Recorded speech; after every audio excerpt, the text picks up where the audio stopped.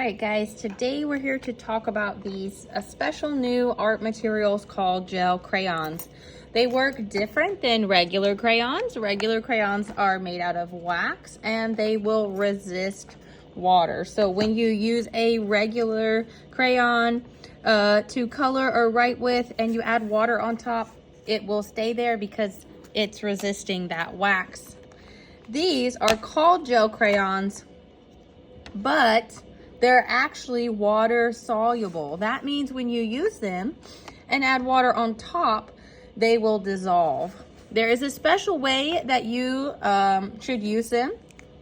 So if you're coloring in an area or a section in your artwork, then there's a special way you want to use them. So the cap comes off, the bottom twists up to make the product come forward. And instead of trying to cover in a whole section, like you might try to do with a regular crayon, how you would want to press really hard and you would want to cover up all the white area, you may want to do that with a regular crayon. This gel crayon, you don't have to do that, because this gel crayon is actually going to turn into paint. So I like to turn it sideways a little bit and go back and forth, and it's going to look a little hazy because you're not applying a ton of pressure. So I have a set that looks like this. I also have a set that looks like this. The caps are a little bit misleading in the color.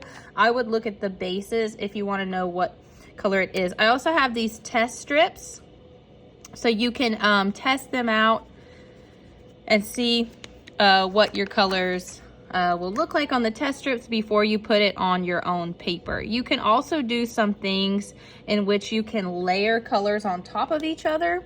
We're not actually adding any water today, but when we do add some water next week, like I said, these will turn into paints. And you may want to use a combination of both crayon and these gel crayons. So if you have some areas in your grass, for instance, that you do want to stay like grass, or if you have some cherry blossoms that you want to stay, and then also add in other colors, you may want to think about that.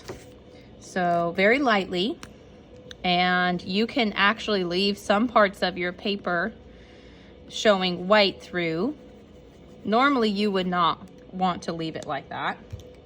Make sure that when you're done, you snap the cap on and everything gets slid back into the sections.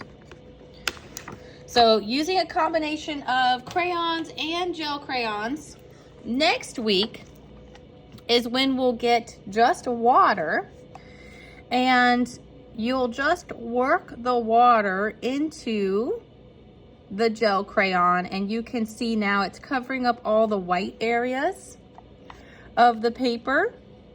So here's one that I did that blending of the blue and the purple.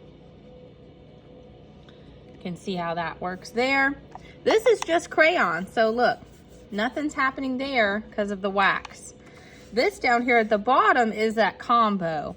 It's the regular crayon and the gel crayon. You can see the green I had underneath turned into the paint, and the regular green crayon on top did not. Same thing for these little cherry blossoms. Accidentally didn't rinse my brush enough, but you can get the gist. So today you're going to be coloring in your entire pagoda house using a combination of gel crayons and regular crayons.